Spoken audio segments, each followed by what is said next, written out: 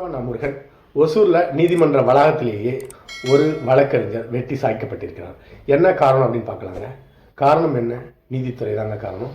நான் ஒவ்வொரு இது சம்பந்தப்பட்ட இப்படிப்பட்ட வீடியோக்களை பதிவு செய்யும் பொழுதும் இன்னைக்கு நாட்டில் நடக்கிற 99% குற்றங்களுக்கு காரணம் நீதிமன்றங்கள், நீதித்துறை. நீதிமன்றத்தை இழுத்து மூடிட்டாலே நாட்டில் நடக்கிற 99% குற்றங்கள் களைந்துவிடும். இந்த குற்றத்துக்கும் காரணம் நீதிமன்றம் தான், நீதிபதிகள் தான் அதற்கு காரணம். என்ன அப்படிங்கிறத சுருக்கமாக பார்க்கலாங்க. இந்த வழக்கில் சம்பந்தப்பட்ட ஒரு பெண் வழக்கறிஞருக்கு ஒரு ஆண் வழக்கறிஞர் தொடர்ந்து பாலியல் தொல்லை கொடுத்து கொண்டே இருக்கிறாருங்க. அவருக்கு ஆபாச வீடியோ அனுப்புகிறாரு, ஆபாச வாட்ஸ்அப் பேச்சு அனுப்புகிறாரு. இப்படி தொடர்ந்து அந்த பெண் வழக்கறிஞருக்கு ஆண் வழக்கறிஞர், திருமணமான பெண் வழக்கறிஞருக்கு ஆண் வழக்கறிஞர் தொடர்ந்து பாலியல் தொல்லை கொடுத்துக்கிட்டே இருக்கிறாங்க. இந்த பெண் வழக்கறிஞருடைய கணவர் ஒரு சீனியர் வழக்கறிஞருடைய குமஸ்தாவாக இருக்கிறாரு. அந்த ஆண் வழக்கறிஞர்கிட்ட நேரில் தொடர்பு கொண்டு தொடர்ந்து இதை போல தொந்தரவு கொடுக்க வேண்டாம் அப்படின்னு ஏராளமான முறையிட்டு இருக்கிறாரு.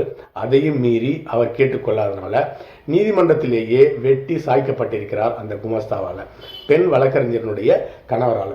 இப்போ என்ன நடந்திருக்குன்னு கேட்டிங்கன்னா, அந்த குற்றத்திற்கு பெண் வழக்கறிஞரும் காரணம்னு சொல்லிட்டு 2 பேரையுமே அரெஸ்ட் பண்ணி ஜெயிலில் போட்டாங்க. அந்த பெண் வழக்கறிஞருடைய கணவரையும் குமஸ்தாவாக இருக்கிறவரையும் அந்த பெண் வழக்கறிஞர் ஜெயிலில் போட்டாங்க. இதற்கு காரணம் என்னன்னு கேட்டிங்கன்னா நீதித்துறை. ஏன் அப்படி நீதித்துறை நான் குறை சொல்கிறேன்னு கேட்டிங்கன்னா, இந்த வழக்கு சம்பந்தமாக நேராக கோர்ட்டில் போய் கேஸ் கொடுத்தாங்கன்னா கண்டிப்பாக நீதிபதிகள் 2 வழக்கறிஞர்கள் மீதுமே நடவடிக்கை எடுக்க மாட்டாங்க. ஏன்னு கேட்டிங்கன்னா, 2 வழக்கறிஞர்களுமே சட்டத்துக்கு கட்டுப்பட்டவர்கள் கிடையாது. ஏன்னா வழக்கறிஞர்கள் சட்டத்துக்கு கட்டுப்படுறது கிடையாது. ஏன்னா நீதிபதிகள் வழக்கறிஞர்களுக்கு சாதகமாக தான் தீர்ப்பு வழங்கியிருக்கிறாங்க. சரி, இந்த பெண் வழக்கறிஞர் ஸ்டேஷனில் போய் கேஸ் கொடுத்துருக்க மாட்டாங்கன்னு நினச்சிங்கன்னா, கண்டிப்பாக இந்த பெண் வழக்கறிஞர்கள் ஸ்டேஷனுக்கு போய் கேஸ் கொடுத்துருப்பாங்க. ஆனால் இந்த 2 வழக்கறிஞர்களையும் ஸ்டேஷனில் வச்சு சமாதானம் தான் பேசி முடிச்சிருப்பாங்க. இந்த பாதிக்கப்பட்டவருக்கு நியாயம் கண்டிப்பாக காவல் நிலையத்தில் கிடைத்திருக்காது. ஏனென்றால் எதிர்த்தரப்பு பார்ட்டியும் வழக்கறிஞர்.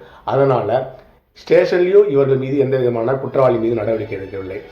கோர்ட்லையும் நடவடிக்கை எடுக்க முடியாத நிலை இந்தியாவில் இருக்குது. அதன் காரணமாகத்தான் அந்த பெண் வழக்கறிஞருடைய கணவர் ஆண் வழக்கறிஞரை கோர்ட்லேயே வச்சு வெட்டி சாய்த்திருக்கிறார். ஏன் இப்படிப்பட்ட சம்பவங்கள் தொடர்ந்து வழக்கறிஞர்களுக்கு எதிரான குற்றங்கள் நடந்துகிட்டு இருக்குன்னு கேட்டிங்கன்னா, மிகப்பெரிய குற்றவாளிகளாகவே நிறைய இடத்துல வழக்கறிஞர்கள் இருப்பது தான் இதற்கு காரணங்க. உதாரணத்துக்கு சொல்ல போனோம்னு கேட்டிங்கன்னா, 2 நாட்களுக்கு முன்னாக ஒரு தீர்ப்பு வந்தது. அந்த தீர்ப்பில் என்ன கூறியிருந்தான்னு கேட்டிங்கன்னா, ஒரு ஆண் வழக்கறிஞரை ஒரு பெண் வெட்டி கொலை செய்துவிட்டார். என்ன காரணத்துக்காக வெட்டி கொலை செய்திருக்கான்னு கேட்டிங்கன்னா, வழக்கு சம்பந்தமாக அந்த பெண் தன்னுடைய சொந்த வீட்டு பத்திரத்தை, சொத்தை வழக்கறிஞர்களோட ஒரிஜினல் பத்திரத்தை கொடுத்துருக்குறாருங்க. வழக்கு முடிஞ்சிருச்சு. ஆனால் வழக்கு முடிஞ்சும் ஏராளமான வருஷமாக அந்த வழக்கறிஞர் அந்த பெண்ணுக்கு பத்திரத்தை கொடுக்கல. ஏராளம் இடத்துல ஸ்டேஷனில் போய் கண்டிப்பாக கேஸ் கொடுத்துருப்பாங்க, கோர்ட்டுக்கும் போயிருப்பாங்க. ஆனால் வழக்கறிஞர்களை எதிர்த்து நீதிமன்றத்தில் எந்த தீர்ப்பும் கிடைக்காது. அதனால் ஒரு கட்டத்தில் நிதானத்தை இழந்த அந்த பெண் அந்த ஆண் வழக்கறிஞரை கொலை செஞ்சிட்டாங்க. கொலை செஞ்சுட்டு இப்போ ஜெயிலில் இருக்காங்க. இப்போ சொல்லுங்க, இந்த சாதாரண ஒரு அப்பாவி பெண்ணை ஒரு குற்றவாளி ஆயுள் தண்டனை கைதியே ஆக்கினது நீதித்துறை. அதே போல ஒரு அப்பாவி பெண் வழக்கறிஞரை குற்றவாளியாக்கி அவருடைய கணவரையும் குற்றவாளியாக்கி இப்போ ஜெயிலில் அடைச்சி வச்சிருக்கிறது இந்திய நீதித்துறை. அதே போலங்க வழக்கறிஞர்கள் எவ்வளவு கொடூரமாக நடந்துக்கிறாங்க, மோசமாக நடந்துக்கிறாங்க அப்படிங்கிறதுக்கு காவல்துறை கோர்ட்லேயே வச்சு அடிக்கிறாங்க. ஏன்னு கேட்டிங்கன்னா, அங்கே அடிச்சுட்டு ஜட்ஜிக்கிட்ட இழுத்துட்டு போய் காவல்துறை உயர் அதிகாரிகள் நிறுத்துறாங்க. அந்த இடத்துல அந்த பாதிக்கப்பட்ட காவல்துறைக்கு நியாயம் கிடைக்கிறது இல்லைங்க. நீதிபதி தீர்ப்பு சொல்கிற இடத்துல இருக்கிறதுனால வழக்கறிஞர்களுக்கு ஆதரவாக தான் செயல்படுகிறாங்க. அதனால தான் தொடர்ந்து இதை போன்ற சம்பவங்கள் நடந்து கொண்டே இருக்கிறது. அதனால தான் நான் முதலில் குறிப்பிட்டது போலவே ஒவ்வொரு இடத்துலையும் வீடியோவில் குறிப்பிடுறேன், இந்தியாவில் இருக்க நீதிமன்றங்களை இழுத்து மூடிட்டாலே 95% குற்றங்கள் குறைந்துவிடும். அந்த அளவுக்கு மோசமான நிலைமையில தான் இந்தியா இன்னைக்கு இருந்திருக்கு. அதற்கு ஏராளமான வீடியோ பதிவுகள் நான் பதிவு பண்ணியிருக்கேன். நீங்கள் வேண்டுகோளாக பார்த்துக்கொள்ளலாம். அடுத்த பதிவில் சந்திக்கலாம். நன்றி.